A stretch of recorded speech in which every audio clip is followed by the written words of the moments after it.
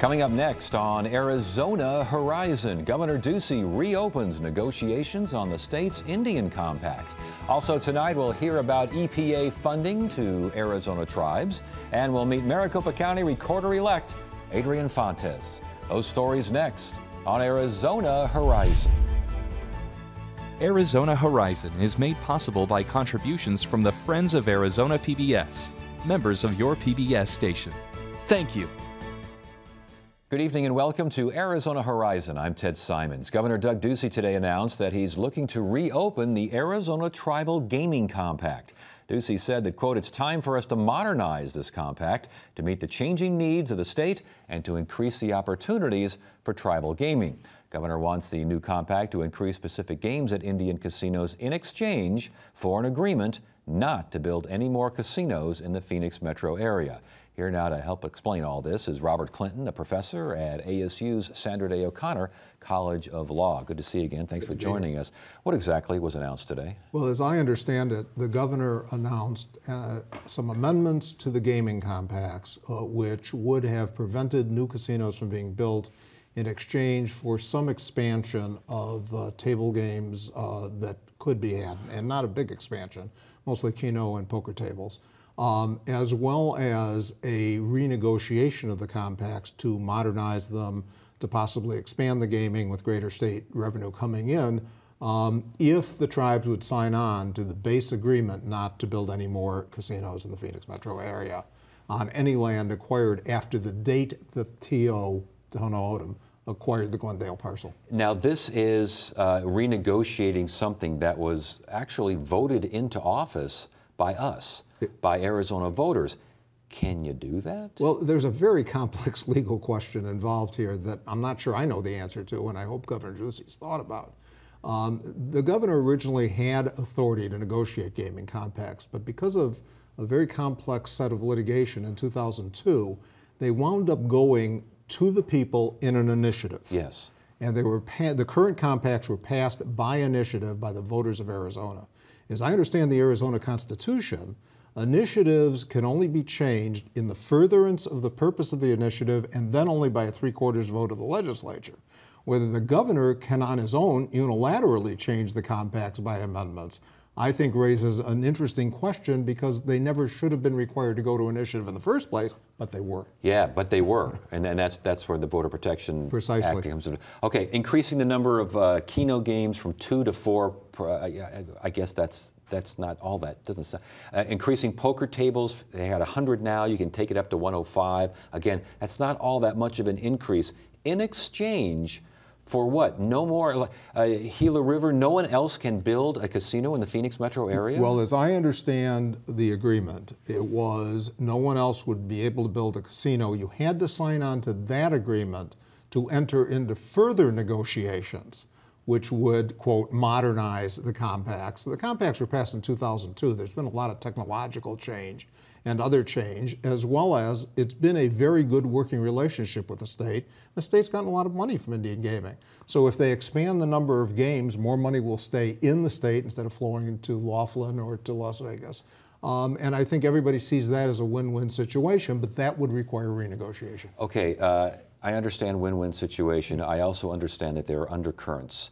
What's really going on here? What's going on here is the litigation over the Tohono O'odham Casino in Glendale.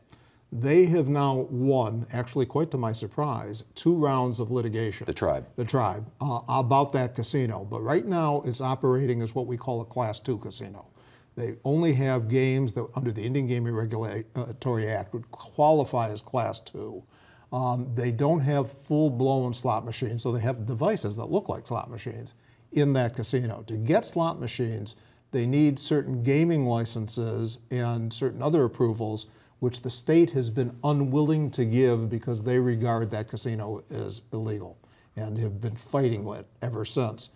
The litigation over those licenses comes to trial before Judge Campbell, and they've lost twice before him already, on December 15th. So I suspect what's going on is trying to force TO to involuntarily settle that litigation by agreeing to what they want, so long as everybody agrees there will be no more casinos in the Phoenix metro area. I was going to say, this Tohono O'odham looks like they're exempt from previous things. However, this also says that, correct me if I'm wrong here, if I'm a part of a local Indian tribe and I want to buy land in Mesa, now if I buy that land in Mesa, can I open a casino there? If the land is not adjacent to the reservation, you'd have some real problems because of some limitations, which are the ones Tohono O'odham has been fighting about in Glendale, about what's called after acquired land. It's called Section 20 of the Indian Game Regulatory Act. If the land in Mesa, or hypothetically in Scottsdale, were immediately adjacent to Salt River, then there's an exception in that section that would allow Salt River to open a new casino. If they agreed to this agreement, they forewent that possibility. No more new casino. No more new casino. So basically the tribes are saying, oh, we're getting 2 more Keno tables and 5 more poker tables, and in exchange, we can't expand? Well, but in an agreement to then renegotiate the base agreement, and that base agreement limits the number of devices, slot machines that they can have, that renegotiation might conceivably expand their existing casinos. And that's what they get out of the deal. Are the tribes, are most tribes in Arizona for this? I would say certainly all of the Metro Phoenix tribes, except Tohono O'odham's Glendale operation, seem to be for it. And most of the big players seem to be on board in the state. Almost every tribe except Hopi has a gaming compact with the state. There's 22 tribes in the state. There were only 8 tribes represented today, but they were some of both the bigger Metro Phoenix players as well as the Navajo Nation was there. There were a number of tribes as well that were there, like Wallapai and Havasupai, who don't have casinos, but under the existing compacts are able to lease their device rights to other tribes, and they like the agreement as well. Was Tohono O'odham there? Tohono O'odham was not there. Was not there. Okay. Any indication of how they're going to respond to this? My understanding from the governor's press release is that they've had this agreement before them for about 2 weeks. If I'm right about that, the fact that they weren't there, I think, is telling. They may believe, and based on the track record, I'm not sure that they're wrong, that in fact they can get the Glendale Casino up and running as a Class 3 casino through litigation and without agreeing to anything with the governor. And the litigation has been so acrimonious that I'm not sure they're prepared to settle. And they've won so many times, they're probably not prepared to settle. Exactly. And again, mid-December you're saying is the next court date for this? December 15th. And so the idea would be to get this, I'd imagine the governor wants this on a fast track. I think he wants this on a fast track. I think the governor announced, together with the 9 tribal leaders who were there, that the object is to look to the future instead of the past. Let's allow the Glendale Casino to proceed. Let's put a cap on what's in Metro Phoenix, and let's look to a positive government-to-government relationship with the tribe, which I think is all to the good. Did this all surprise you? Last question. I was fairly surprised. I think these negotiations have been fairly quiet within the tribes. I had not heard anything about it. I teach Indian gaming at the Sandra Day O'Connor College of Law. I would have thought I might have heard about it. Had not, I heard about it about 3 hours ago. Interesting. All right. Well, it's good to have you here. Thanks for getting us up to speed. Thank you for having me.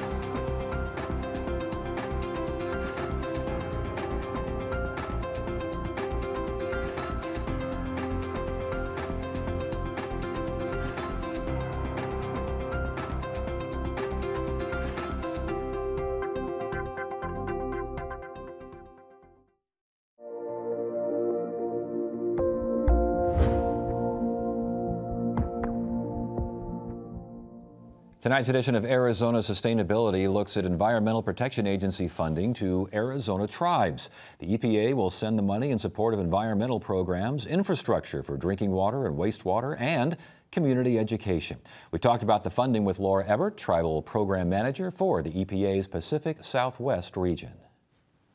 Thanks for joining us on Arizona Horizon. Thank you so much for having me. EPA funds for tribes to support environmental programs. What are we talking about here? Well, we're talking about millions of dollars that EPA invests in tribes in Arizona to help them build their own environmental programs to manage tribal environment the way that they see is most appropriate. And $13 million, something along those lines? $13 million for tribes in Arizona, another, I think, $19 million for Navajo Nation specifically outside of those funds, and all of those going towards fantastic programs that we're very proud of. I want to get to those programs in a second, but the funding, is it one-time program, one-time funding? Is this yearly, somewhat regular? This is about on average for our annual contribution to these tribes. So each of these tribes has received an annual allocation, and it averages this amount about the same every year. I'm so sorry, that was very confusing. Well, that's all right. No, I think you're making sense.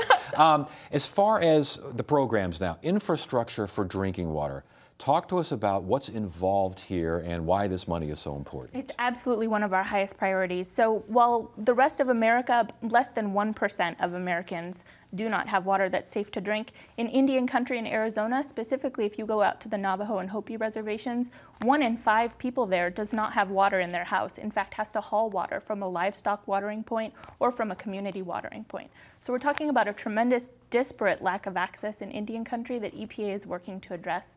We pump millions of dollars annually into these programs where we're building water treatment plants, we're replacing aging infrastructure, we're allowing pipes to be put into people's homes to give people that safe water to drink that you and I take for granted. What about wastewater concerns? Wastewater concerns are about the same. About 1 in 5 tribal members on Hopi and Navajo also don't have an in-house toilet. They might use an outhouse.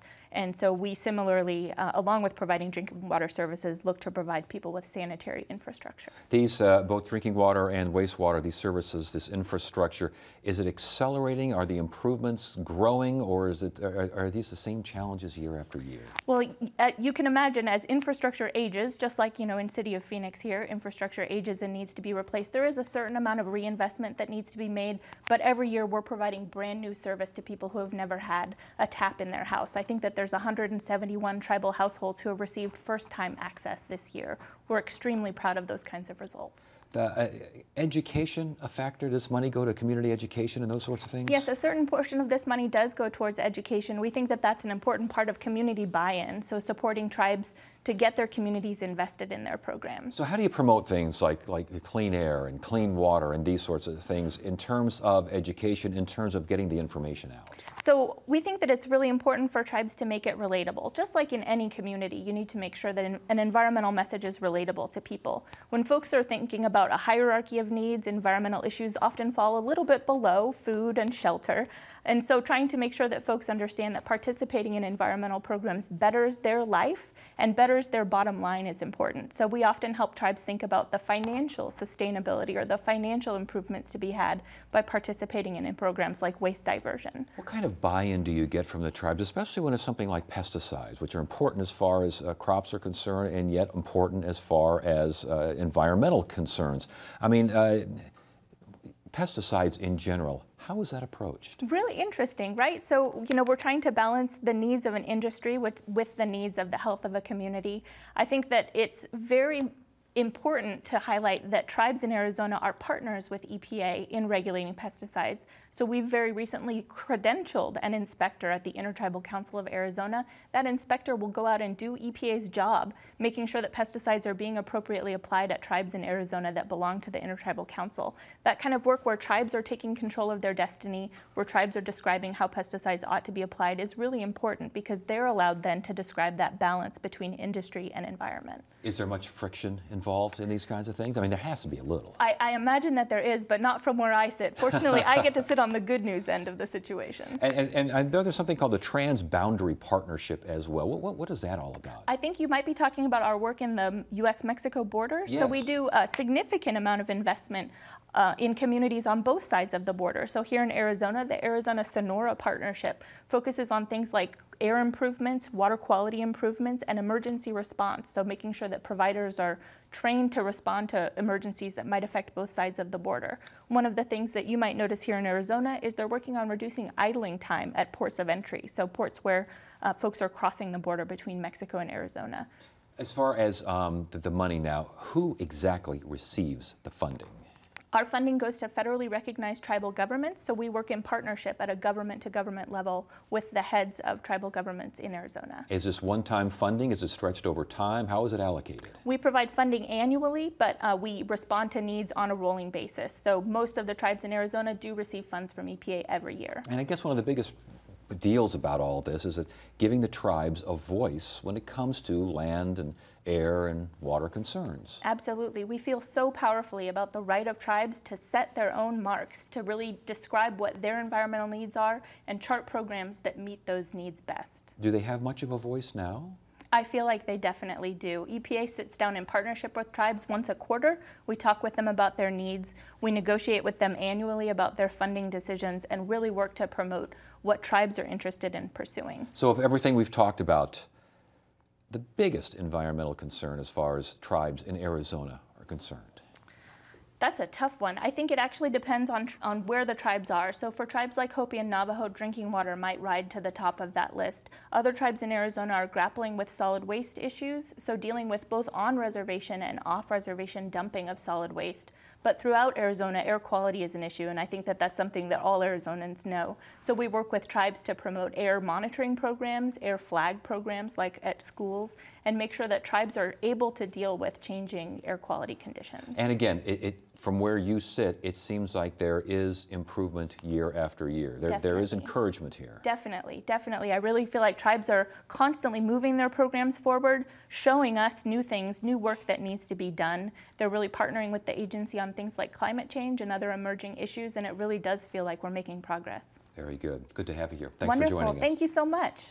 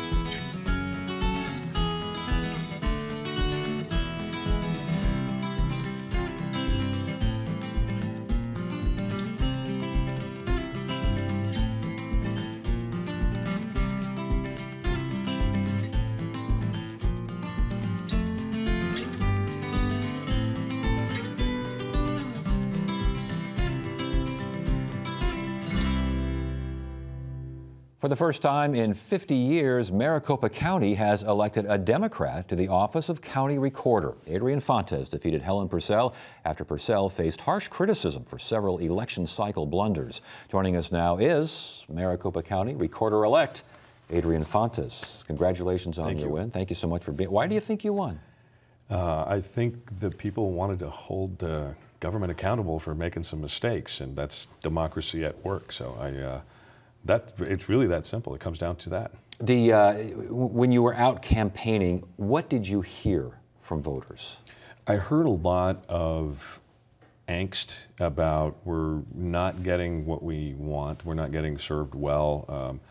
I heard a lot of stuff that I think is a little bit unfair. Some personal criticism, things of this nature about the current county recorder. But most of all, I heard a lot of hope. A lot of people were very excited about the fact that they had a choice. I mean, no one's really, the Democrats have never run anyone against Helen Purcell at all since she was elected in 1988. And so just the idea that this thing we call democracy was actually going to start working again, I think people were excited about. And considering that excitement, considering the fact that there were so many very loud headlines regarding problems with the election process in Maricopa County, all those things into consideration, are you surprised the final count was so close? No, not at all. As a matter of fact, I was very glad to win. The thing is, I was up against a very, very well-known sort of an institution. You know, Ms. Purcell has served Maricopa County for the better part of the last 30 years. Anyone who's done a real estate transaction has seen or heard her name, and there's been a lot of real estate transactions in those 27 plus years. So we were very excited to be in the position that we were in. Just the closeness is I don't think as big of a factor as just the fact that the voters wanted to change. This is your first time in public office. Yes. Why did you decide to run, and why run for this office? Well, I got worked up. You know, and I talked a lot about the incident that happened. I had just come from Greece, the ostensible birthplace of democracy, with my mom, and working for one of the campaigns at the PPE. I saw these lines and I got upset. And the next morning, getting our kids ready to go to school, one of my children asked me why I was so grumpy, and I couldn't explain it to her. And that really bothered me, I mean, at my gut, because we live in a place where people should be able to vote, and everybody should be able to exercise that fundamental right in a pretty easy manner. And I thought, you know, if not me, who, and if not now, when? And I believe that citizens should be involved. You know, it's a very Jeffersonian idea, but I believe as an American that we all have a duty to get involved. And so this was an opportunity that came up, and I took it. And you took it, and you won. So what's the first order of business? Well, we have a transition team that we've assembled. We are co-chaired by Andy Kunasik, who's an outgoing Republican member of the Board of Supervisors. His co-chair is Felicia Rodolini, former Democratic candidate for Arizona State Attorney General. Mm-hmm. We've got some really well-experienced folks on our transition team. Former Maricopa County Attorney Rick Romley is on the transition team, as well as former Phoenix Mayor and former State Attorney General Terry Goddard. So I'm being advised by some of the best minds in the area of making sure government works well. There's some other folks on the transition team. Once that team gets up and running, we're going to be moving in the right direction. First and foremost, to decide how we're going to select the next elections director, which I think was the big deal for most of the voters, and so we're going to make that, put that right up front. As far as the transition is concerned, and I asked Paul Penzone this regarding the sheriff's office, because he's got to go in now, and there are loyalists there in the sheriff's office. They've never worked for anyone other than Joe Arpaio. Helen Purcell has been in office even longer. I assume there's lots of folks at the Maricopa County Recorder's office. That's all they've ever known is Helen Purcell. Right. What kind of reaction are you getting now? What do you expect to get in the future? Well, we're meeting with Ms. Purcell tomorrow morning. We're also meeting with the Secretary of State and the Clean Elections folks tomorrow as part of this transition. I'm very hopeful that we'll be able to meet with a lot of folks in the office before the turnover takes place at the beginning of the year. Talk to a lot of folks about, you know, sticking around and helping us for as long as they can to make sure that we keep that institutional knowledge available, to keep the operational integrity of the entire operation moving forward, because it's important that the voters get served well. Not to mention over on the recording side of the house, which there are a few flaws over there. So those folks do a very good job, and it'll be nice to come into at least part of the operation that just goes real well. There are times, though, when these kinds of things happen, a long time serving a public official leaves, and lots of folks either take retirement or they decide they're going to go off and do something else. Are you running into that? Again, we haven't spoken specifically with anyone inside of the office. I know that this has been a very well, it's kind of shocking to some folks, you know, and I know a lot of folks did not expect me to win, and so we wanted to kind of literally keep our distance until folks figured, you know, here's what we want to do. We're very excited about meeting all of the folks in all of the offices and seeing who really wants to stick around and help us be successful into the future for the voters. And I think most of those folks, not only in the elections department, but on the recording side of the house, are dedicated public servants. And I think they're not doing it just because of Helen. And I think that they will be happy to help us transition in well. So, how will you run the office? People voted for change. Yes. How will you run the office differently than Helen Purcell? Well, I think specifically as to the elections department, we're going to make the whole thing about voters first. And the idea of preserving the right to vote as a fundamental value and not some sort of an inconvenience. We ran into a lot of folks who weren't really getting served the way they felt like they should be served. There was a lot of complaints on a lot of fronts. And so we're going to be moving as quickly as possible into ramping up the availability of resources so that we can become much more, you can use the word consumer-oriented, but of course, in this case, we're only talking about voters. So this voters first attitude is going to, in my mind, permeate the entirety of the office. And was there something that you can think of that Helen Purcell did well that you want to continue? Absolutely. Helen, from what I understand, has had a wonderful working relationship with all folks in basically all areas. The supervisors and their staff got along very well with everyone in the recorder's office, as did the assessors, the treasurer, and the sheriff's department and the county attorneys. Ms. Purcell was highly regarded with the legislature and a lot of other people in government, with all the municipalities that have MOUs for their elections to be run out of this office. My goal is to come in as a professional and try to maintain those relationships and rebuild them as well. All right. Well, again, congratulations and good luck to you. Thank you for joining us. I appreciate it. Tuesday on Arizona Horizon, we'll take a look at how a Trump presidency could shape the U.S. Supreme Court for decades to come. And we'll learn about a program that teaches STEM skills through hockey. That's tomorrow at 5:30 and 10 on Arizona Horizon. That's it for now. I'm Ted Simons. Thanks for joining us. You have a great evening.